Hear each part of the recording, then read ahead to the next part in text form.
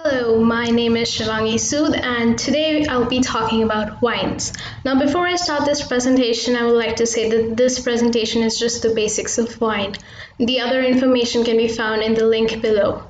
Now, wine. Wine is an alcoholic beverage made with the fermented juice of grapes. Technically, wine can be made with any fruit, but if it just says wine on the label, then it's made with the grapes. By the way, wine grapes are different than the table grapes, and I'll come on to that later. Now, wine is an accompaniment to food, a drug, a refreshing drink, a status symbol, and investment, a commodity. Maybe that is why people are so fascinated with the idea of wine. Now, when we're talking about wine, we hear the term vintage. Now, let's see what it means. Wine grapes take an entire season to ripen, and thus wine is produced just once a year. This is where the term vintage comes from. Vint stands for wine making, while age implies the year it was made in. So when you see a vintage year listed on the label, that's the year the grapes were picked and made into wine. Now, the harvest season in the northern hemisphere, that is Europe and USA, is from August to September, while the harvest season in southern hemisphere, that is Argentina and Australia, is from February to April. Now, vintage wine will have a date listed on the wine label, while non-vintage wines will be either labeled as NV or simply have no vintage listed. A majority of red wines, whites, and rosé wines have a vintage listed. Sparkling wines, fortified wines such as port, and some desert wines may either be vintage or non-vintage. Now, history of wine. What most people forget is how old winemaking is, since it is such a generic consumer product, just like orange juice or milk. Now, the thing is to realize that winemaking is a good 6,000 years old, as winemaking traces has been found in the former Russian province of Georgia, just above Turkey. A good 3,000 years later, the courageous Greeks, taking their boats and making new settlements along the coastline of Mediterranean, brings us the first viticulture exposure further west. The Romans built their empire after that, and we can say where the Romans went, they planted grapes. Now, archaeological evidence from modern-day Armenia, Georgia, and Iran suggests that humans have been producing wine since 8000 BCE. These wines were probably made from wild grapes until the domestication of grape wines, which is believed to have occurred in Egypt around 3000 BCE. There's also an archaeological evidence that wine was made in ancient China and Macedonia. In January 2011, researchers announced that they had discovered the world's oldest winery in a cave in Armenia. The cave, which contained grape presses, wine jugs, glasses, and remnants of grape stems, dates back up to 6,100 years. Now, talking about wines, wines can be broadly divided into 5 types. Now, number one is the red wine. Red wine is a still wine made with black grapes. Red wine ranges from light to bold. Now, second is our white wine. White wine is also a still wine produced from white and occasionally black grapes. Flavors in white wine span from light to rich. The third one is rosé. Now, rosé is also a still wine made from black grapes produced by removing the skins before they stain the wine deep red. Rosé is also made by blending red and white wine together. Both dry and sweet styles of rosé are common. Now, number four is sparkling wine. Now, sparkling wine is a style of winemaking involving secondary fermentation that makes the bubbles. Sparkling wine can be red, white, or rosé and ranges from lean and dry to rich and sweet. Now, the fifth one is the dessert wine, a style of winemaking involving fortifying wine with spirits. Typically, desert wines taste sweet, but many dry and fortified wines exist, such as dry sherry. Now, talking about wines, there's also one another type of wine known as blend. Now, a blended red or white wine uses more than one varietal during the winemaking process. One varietal will be the main anchor for the wine, and at least one other varietal will be added to tweak to the ultimate outcome. By replacing up to the 50% of the wine's composition, it can make the resulting blended wine more complex and interesting as it pulls in characteristics from the multiple varietals of grapes. Now, some of the finest wine in the world from Bordeaux, Burgundy, and Rhone Valley in France, for example, are in this category as Opus 1, Insignia, Montebello from California wineries. In some cases, the wine labels will include the varietal components of the blend, sometimes with the exact percentages. This is frequently the practice in Australia and Washington. Now, winemaking grapes. Most wine is made with grapes, but they are not like the ones you'll find in a normal grocery store. Vine grapes are smaller, sweeter, have thicker skins, and contain seeds.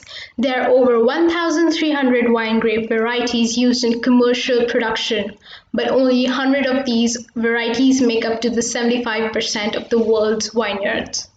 Today, the most planted grape in the world is Cabernet Sauvignon. Now, winemaking production, how is wine made? So the first step would be harvesting, then crushing, followed by fermentation and pressing. The second last step would be aging, and lastly, bottling of the wine. Now let's see them one by one. Harvesting or grape picking. Most vineyards will start with the white grapes and then move on to the red varietals. The grapes are collected in bins or lugs and then transported to the crushing pad. This is where the process of turning grapes into juice and then into wine begins.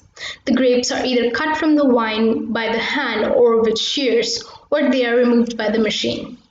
At this point in the process, the grapes are still intact with their stems, along with some leaves and sticks that make their way from the vineyards. These will be removed in the next step, that is crushing. No matter how or when the grapes were picked, they all get crushed in the same manner. Now, destemmer, which is a piece of winemaking machinery that does exactly what it says, that is, removing the stems from the clusters and lightly crushes the grapes. Now, white wine grapes, once crushed, are transferred into a press, which is another piece of winemaking equipment that is literal to its name. Now, red wine grapes are also commonly destemmed and lightly crushed. The difference in these grapes is along with their skin, they go straight into a vat to start fermentation on their skins. Now, fermentation. Simply put, fermentation is where sugar gets converted into alcohol. There are plenty of techniques and technologies used in this process to accompany the different kinds of grapes. To keep things simple, the stage mainly includes one common step for both red and white wines, that is, yeast is added to the vat so fermentation can take place. Now, while for white wines, carbon dioxide is released during the fermentation, which causes the grape skins to rise to the surface. Winemakers must punch down or pump over the caps several times a day to keep the skins in contact with the juice. While for the red wines, the grapes are pressed after the fermentation is completed. After racking to clarify the wine, the reds will spend several months aging in barrel. Now, aging the wine. Winemakers have a lot of choices in this step, and again, they all depend on the kinds of wine one wants to create. Flavors in the wine become more intense due to several of these winemaking choices, such as aging for several years versus aging for several months, aging in stainless steel or aging in oak, aging in new oak versus aging in neutral or used barrels, aging in American oak barrel or aging in French oak barrel, and number 5, aging in various levels of toasted barrels, that is, charred by fire. Now, the last step would be bottling of the wines. When the winemaker feels a wine has reached its full potential or expression in aging, then it is time to bottle the wine for consumption. Some white wines are ready to be bottled after a few months, while most dry reds need about 18 to 24 months of aging before bottling. Now, we'll talk about top wine producing countries all over the world. Now, from this chart, as you can see, Italy has the largest wine production according to 2018, followed by France and Spain. Now, Italy, France, Spain, and United States are the leaders in world production in wine. In Italy alone, about 4.7 million tons of wines are produced every year. Now, here we have a list of most popular regions and their grapes. And as the countries are stated here, the same countries with their grapes are stated here. Now, the life of a wine. How long can you keep a wine in its bottle while it's not opened? Now, so much depends on how the wine has been stored that the same wine from a different source can be found to have aged at a vastly different rate to the bottle under consideration. The best you can do is make an educated guess, bearing in mind the following tips before deciding to open a special bottle. Vast majority of wine is not designed for long-term aging and is best drunk from up to 2 years of bottling. There are only a very small group of fine wines that will benefit from longer they age. Now, generally speaking, more expensive the wine is, the longer it will age and improve. The wines that most definitely do improve with longer aging are Class Growth, Bordeaux, Premier, and Grand Cru Burgundy, and other French reds of equivalent quality, etc. Now, more wine is drunk too old than too young. When a wine goes over the hill, although its decline is slowly and steadily, acidity will eventually become overly pronounced as the fruit fades away, making the wine taste unpleasantly sharp. Now, the size of the bottles also make the difference. The larger the format, the slower the aging process. The same amount of air is present at the neck of a half bottle and a magnum, but with more wine for it to get to the work on. The rate of aging is reduced to extent that half bottles deteriorate remarkably quicker, while magnums may take years and longer to come around. Now, flavors and scents in wine. If you drink wine, or if you do drink wine, you will notice there are so many flavors and there's so many scents into the wine. Now we'll see how they come from. Now, the final flavor of wine is influenced by many factors, including stereoisomers. Now, stereoisomers are basically different configurations of the same chemical compound. For example, two common scents in California Chardonnay are apple and butter, which is why you'll hear plenty about a big buttery Chardonnay.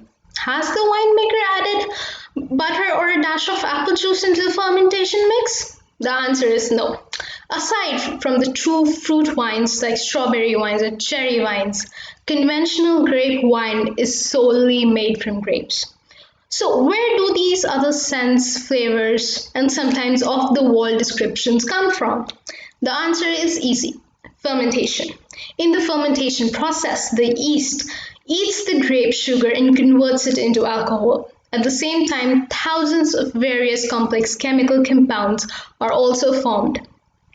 It is these compounds that take on similar molecular arrangement to familiar scents that the human nose and brain can categorize, such as apple, butter, cherry, and etc. Now, the flavors in wine. It is no secret that the climate affects every vintage of wine every year. It also plays a critical role in the development of individual grape clusters and their innate flavor profiles. Now, a wine style can be completely different depending on where it was grown. Take Cabernet Sauvignon for example, one grown in a cooler region while the other one grown in a sunny, warm region. Now, what happens to the grapes? In the cooler region, the grapes will often display tight flavors like that of a red cherry or red currant. Grapes grown in the warmer climates will present juicier fruit like that of plum or strawberries or raspberries. As a direct result of ripeness levels is based on the sun's exposure. Now, with all these talk about flavors, it is important to remember that your taste buds can only truly taste four sensations, that is bitter, salty, sour, and sweet. Yet, your nose can discern or recognize thousands of individual scents, and that allows you to taste hundreds of various food flavors. And this is why it is so important to really swirl your wine in a glass, take a deep whiff, and then take a sip. Hold it in your mouth for a few seconds so that liquid can hit all the various taste buds for a total picture of what a wine has to offer. Now, flavors in wine. In this section, we're going to talk about the common flavors in white wine and the common flavors in red wine. Now, when we think of white wines, we think of white or lighter flesh fruit. The most common scents and flavors that you can expect in white wine varietals include apple, apricot, banana, citrus, kiwi, mango, melon, peach, pear, and tropical and warmly florals as well as butter.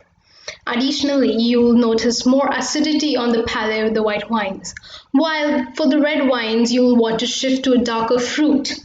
So, the most common scents and flavors for red wine varietals include blackberry, blueberry, cherry, cranberry, fig, plum, raisin, raspberry, strawberry, and various floral tones and spices. In reds, you'll often notice more tannins, which are responsible for the dry mouth feel. Now, old world wines versus the new world wines. Now, the old world wines, when someone uses this term, they're referring to the wines made in the countries that are considered the birthplaces of wine. Basically, that's Europe and Middle East. Some of the countries that are included in the old world are France, Spain, Germany, Italy, Portugal, Austria, Greece, Lebanon, Israel, Croatia, Georgia, Romania, Hungary, and Switzerland. While the New World wines come from countries that used to be the colonies, including the US, and are hotter in climates, which generally speaking causes the wine from New World to be fuller bodied and have bolder fruit flavors.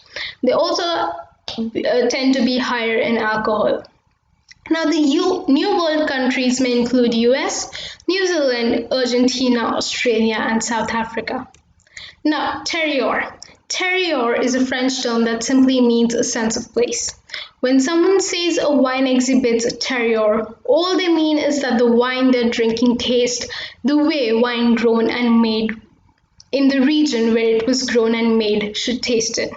So, if a Californian wine from Napa Valley tastes the way a California wine made in Napa Valley should taste, the wine has a great terroir. Terroir, at its most basic, is a belief that land, climate where the grapes are grown impart unique characteristics into a grape that could not be imparted by any other region of the world. Now, the four factors that influence the terroir are climate, terrain, that is the geography of a place, the soil, and the tradition of the winemaker and his technique. Now, naming the wines. For most wines, this determination is made depending on whether the wine is from the New World or the Old World. Now, the wines made in the Old World they generally receive the name of the region from which the wine is made. The reason wineries of the Old World do this, that is naming their wines after the regions they were grown in, is because Old World winemakers tend to feel that place where the wine was made has much, if not more, to do with how the wine will taste as grapes. This sense of a place is called terroir, as we discussed before. It is the idea that sun, moon, soil, rain, and climate all impact the finished wine. While in the majority of the regions in the New World, the winemakers choose to name their wines after sole and principal grape varietals that has gone into creating the beverage. In simpler terms, this means the wine is called by the grape's name. So, for example, Cabernet Sauvignon grapes were used to make the wine. The wine is called Cabernet Sauvignon. Now, tannins. Tannins are naturally occurring compounds that exist inside the grape skins, seeds, and stems. The scientific word for these compounds is polyphenols. Now, polyphenols are released from the skin and the seeds and stems when they soak in the grape juice just after grapes have been pressed and are what gives certain wines, such as Cabernet Sauvignon, their characteristic dryness. You experience the effect of tannins anytime you drink a wine that creates a drying sensation in your mouth. Depending on how dry your mouth feels, you can determine whether a wine is high or low in tannins. We say a wine is high in tannins is called a tannic. Now, wine corks. Part of the reason we use wine corks is to seal the bottles today is simply from tradition. Corks or other sealants in some form have been used to seal vessels holding wine for thousands of years. Prior to the development of corks for bottle sealants, cloth or leather was used as a primary choice, later followed by clay or sealing wax. It is reported that corks might have been used in the Greek or Roman, although it was not the closure of choice. Glass was used as a sealer till 1500s. As you can imagine, glass was expensive and was difficult to manufacture as bottles were hand blown at that time. Each glass topper was made to create on an individual basis. Cork started to become the sealing material of choice in the late 1600s when it became possible to create glass wine bottles with almost uniform shape and design. It took until the late 1700s to create easy-use corkscrews for the wine lover or tavern owner. Today, the winemakers have two choices of cork materials to choose from. That is natural versus synthetic corks. Now, natural cork comes from cork tree, which is native to Spain and Portugal. Cork trees take anywhere from 16 to 25 years to mature, but once the tree has matured, it can be stripped of its bark every 9 years. Therefore, cork harvesting does not kill the tree and is considered eco-friendly. Corks can also be recycled. Now, pros and cons of natural cork. Now, pros: the natural cork does not kill the tree, can be recycled, an old and generally effective method of enclosing the wines, and lastly, it allows the wines to breathe and is best for aging. While the cons: trees can take long time to age and can only be harvested in about every 9 to 12 years. Skeptical to cork taint. Wine can be a victim of cork taint. Now, synthetic corks are made from low density polyethylene and have gained popularity over the last decade. Like natural cork, synthetic corks can also be recycled. Unlike natural cork, synthetic corks does not have the ability to allow its wine to breathe. Therefore, it is not the best choice for bottles meant to be aged. Pros and cons of synthetic corks. Pros: can be recycled, no cork taint, most wines in the market do not need to be aged or allowed to be breathed, and they do not break or crumble. Con: does not allow the wine to breathe, not good for aging and not gives the traditional feels, and it also feels synthetic and cheap. And that was it. Thank you for paying attention.